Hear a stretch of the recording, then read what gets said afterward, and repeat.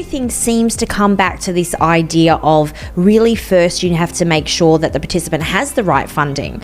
And so I'm really interested in knowing what steps SIL providers can take to ensure that participants receive the right funding amounts for their needs.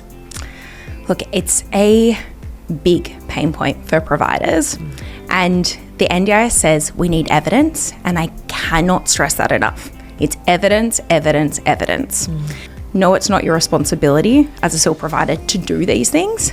However, you were the one that wears the outcome. Yeah, absolutely. No one else does. So my tip is always be prepared and get the evidence, be proactive with it. Because if you rely on everyone else to do it, it's very likely that you will not get the outcome that you need.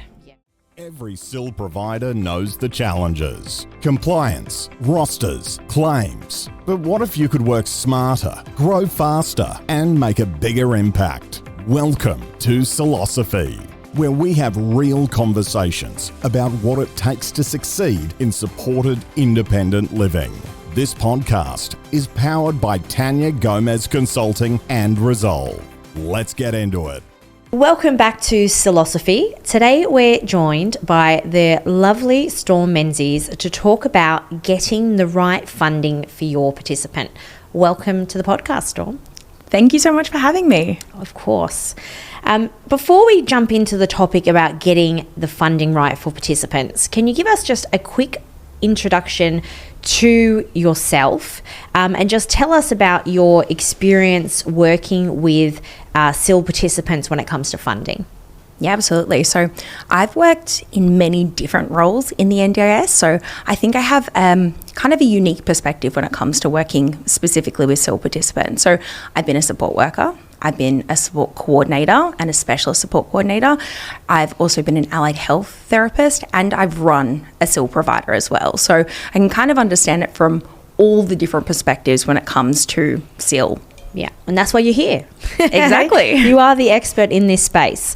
Definitely an area that I'm not an expert in. So I guess what I'm trying to tackle here is we've interviewed quite a lot of different experts around things like claiming and around business models and around finances, and everything seems to come back to this idea of really first you have to make sure that the participant has the right funding.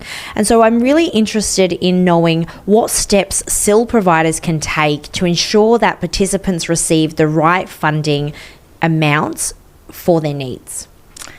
Look, it's a big pain point for providers, and the NDIS says we need evidence, and I cannot stress that enough. It's evidence, evidence, evidence. And sometimes you think as a SIL provider, oh, it's going to be everyone else getting the evidence, but you need to be proactive in that, because support coordinators, for instance, they have a caseload of 20 to 30 other participants.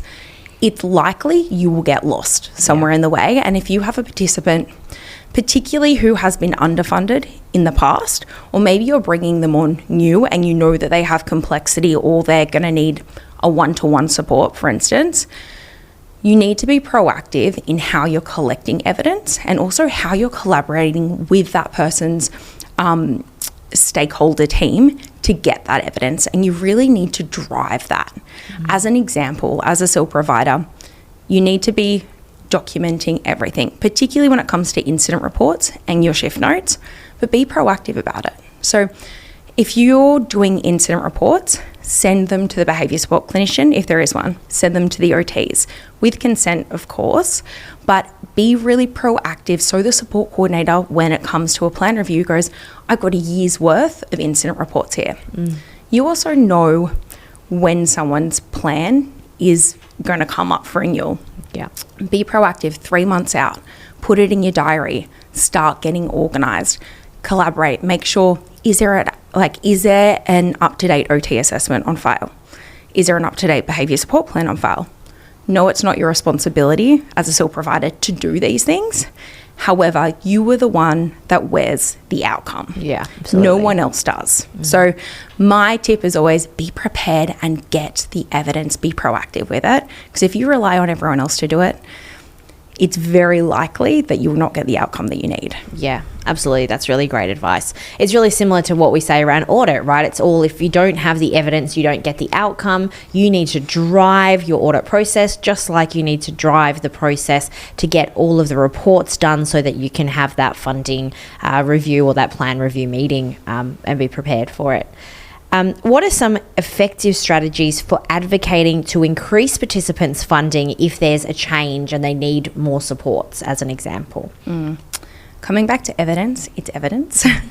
It's documenting that there is a change. So as the provider, you know that a participant's having experienced a change. It may be a change in behaviours. They may go from a 1-to-1 support to needing a 2-to-1 support. But only you know that if you're not telling anyone about it. Yeah. So you need to get on top of it. So the first thing is to make sure you're having stakeholder meetings, make sure that support team knows, and then start notifying the NDIS. So you can email the NDIS at any time. They won't read it, don't get me wrong, they will not read it. But if you have a documented trail there of, okay, we're experiencing this change, I've let the NDIS know. When it comes up to we need to put in a change of circumstance to get more funding, they're like, oh, okay, this provider's had 6 months of notifying us, hey, there's a change coming, we're overutilising funds here, the participant support needs are changing, and sometimes there's limiting factors to getting like an OT assessment to be able to evidence those change. But if you're proactively telling the NDIS, that just covers you. Yep. When it comes to actually increasing funding though, outside of having evidence, there are some other, I guess, strategies that you can use.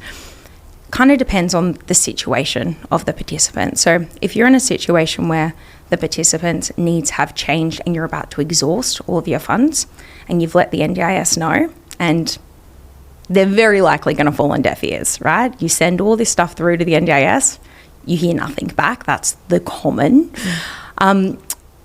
Go to your local NDIS. Actually turn up there in person. It is amazing how much human connection actually moves. Yep. Turn up with the participant. Tell them like, hey, we're going to run out of funding and we don't know what to do. Yep. Can you help us? Next to that, you can go to your local MP. They are so incredibly helpful. I have had the best experiences working with your local MP. They will do the advocating for you because as SIL providers, we're in this really tricky situation. We know the participants' needs. We know they need more funding.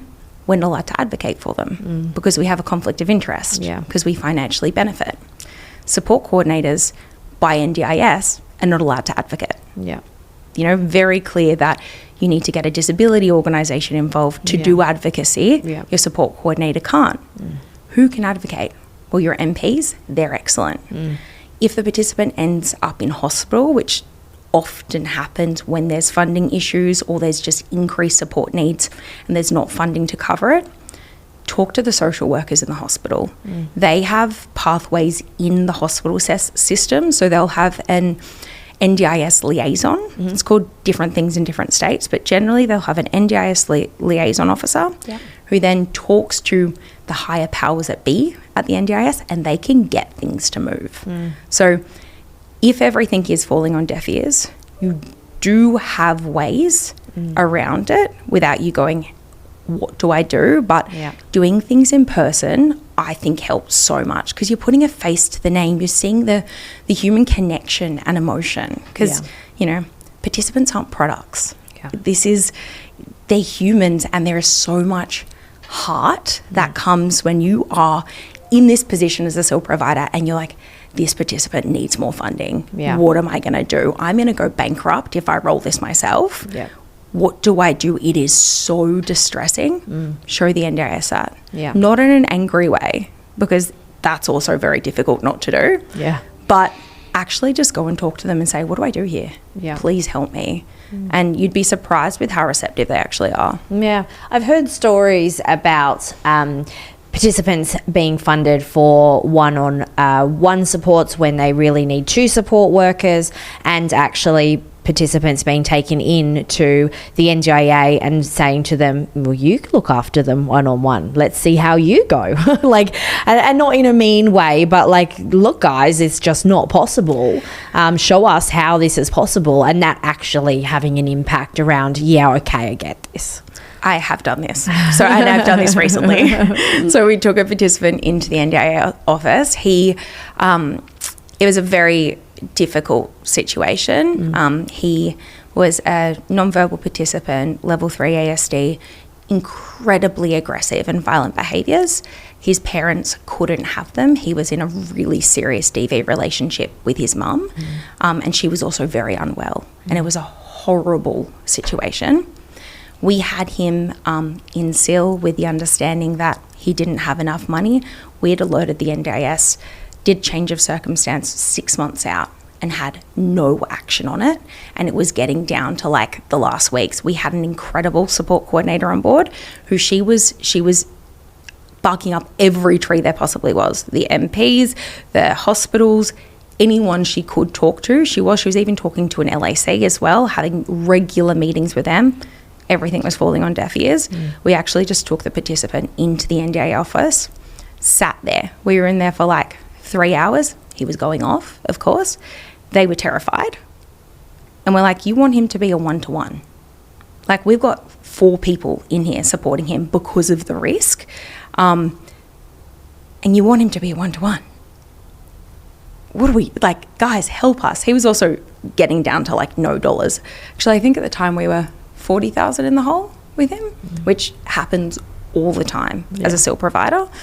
But we did everything right, you know, got all of our documents in order. And when they did come to do with the reassessment, they could see that 6 months out we were prepping this. 6 months out we were saying, guys, this isn't enough funding. We had every report possible. We did all the right things. And in the end, we ended up getting the outcome that he needed, which was adequate support for his needs. If we hadn't had all that evidence in, I don't think that would be the case. And I know that there's lots of people in that position where the participant needs a lot of support. It's very evident, like in person, but there's no evidence. And to the NDIA, they're just a number on a page. They never meet the participant, particularly the home and living team. They will never meet the participant. And that really sucks. So you need to be proactive in that situation and be like, I have all my dots, I's dotted and T's crossed. That's the one. Like, from experiencing that heartbreak, and it's torture, that feeling of going, what are we going to have to do with this participant? I cannot stress now. You just have to have it in order. It's shocking we have to get to that, but it's great to know the strategies to manage it. Can you walk us through the funding review process and how providers can prepare participants for success? So the plan review process has changed a lot. It used to be pretty, wouldn't say simple, nothing simple in the NDIS, but it used to be fairly procedured. Coming up for a plan review, you have your date, you go into the office, you talk to someone, you have all your paperwork in order, you soon get your plan. At the moment, the NDIS seems to be ruling over all plans as a blanket rule. People aren't getting consulted with, it's just happening.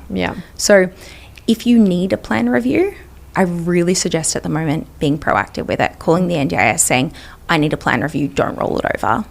Working with a parent or a guardian if the participant doesn't have the capacity to do that, and saying, hey, I think we're going to need to call the NDIS to make sure we actually get in front of a planner.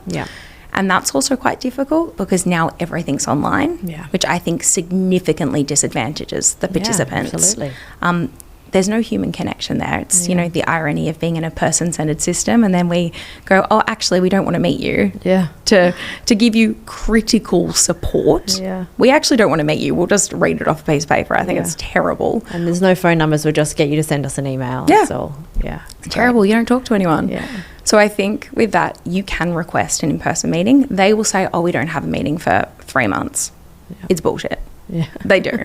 You just have to advocate for it. And it sucks being in this system where you're constantly like up against it and you're constantly like pushing, exactly. You constantly just have to push, but you do. Like you do, because getting a plan that's not suitable to a participant's needs is going to be another battle. Yeah. So you might as well work. In the NDIS commission side of things, I get this question a lot around like, how often do I follow up registration once you've gone through the process? And my advice is always, well, the squeaky wheel gets the oil. I think that's the analogy. And so it's like, yes, do your reminder every 3 weeks, every 2 weeks, to remind them politely and professionally that you're waiting.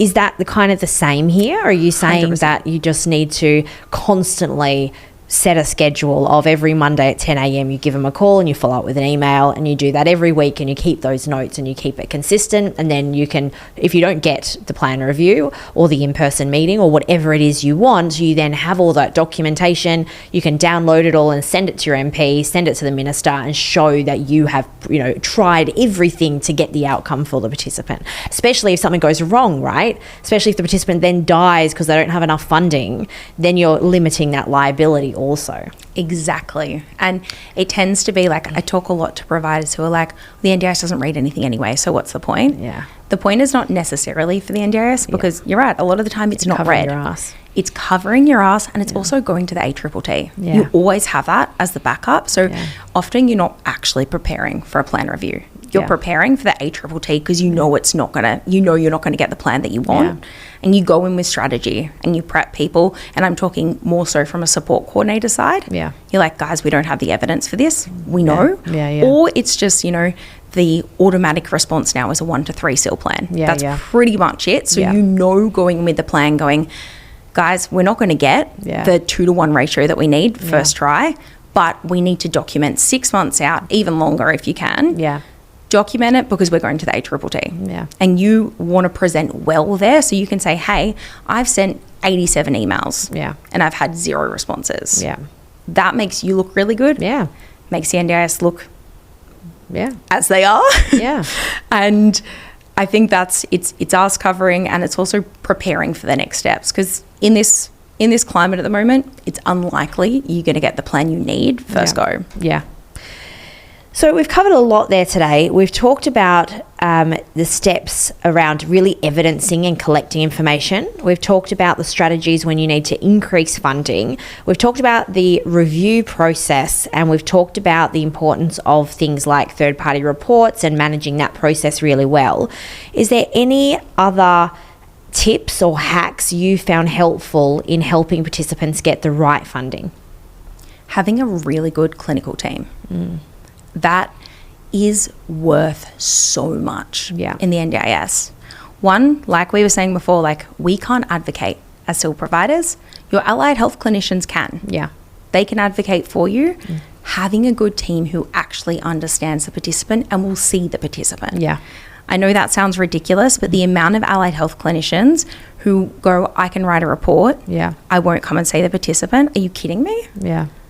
That's not good enough. And because there's so much money to be made now in writing reports, there are entire businesses who will only write reports and will not do ongoing therapy now. So be selective with the team, and know that's not your choice as a provider, but work with the support coordinator. The more you can do proactively with them to go, hey, the OT's not good enough for this participant. They're not gelling with them, they're not proactive, whatever it is, we need to choose a new OT. Instead of putting that on the support coordinator who has a lot of other participants to manage, can you give them options? Yeah. Can you say, look, the other SIL participants we have use this OT, they're really good, we suggest them. Can you cover it off with the parents or the guardians or the participant themselves and go, hey, this isn't good enough, let's find someone who's good. The other big tip is having stakeholder meetings. They're really, really important. Cannot be overstated. Set them up regularly. Schedule it once and keep to it. Whether it's monthly on a Wednesday at 2 p.m, everyone's invited, a Zoom meeting, it pays off in dividends. That 1 hour a month, making sure everyone's on the same team, everyone's updated, they know what's going on, helps so much. Because when it comes to writing reports, what can happen, and often does, when you don't have teams who talk to each other, they'll all write separate reports. Support coordinators are busy, they're not reading them all, and they're not cross-referencing the information. Yeah. When there's gaps in information, the NDIS love it. Yeah. And they're like, oh, well, the OT said this, the speech pathologist said this, we're going to go with whatever's going to cost us less. Yeah. Yeah. There's contradictory information here. Yeah. What's actually correct? Yeah. So the more you can get everyone on the same page, the better, particularly before a plan review. Yeah. So when you're about to write reports, you're about to submit everything, get everyone together. Is everyone clear this is what the participants' needs are? Yeah. Hear it from the speech, hear it from the OT, hear it from the behaviour support practitioner. Does everyone agree? Yeah. Excellent, let's write our reports. That's definitely a big one. And I think just, like we said, being proactive.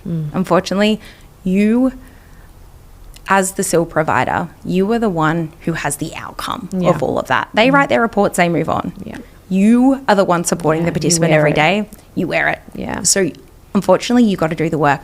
No, you're not paid for it, but at the end of the day, it's a lot better fighting now proactively than being in the situation where you're underfunded and then going, what am I going to do? Am I going to have to tell this participant they have to move out because they don't have enough funding? And that sucks. It's really in your best interest, as well as the participant's best interest, for you to take that proactive approach. 100%. Wonderful.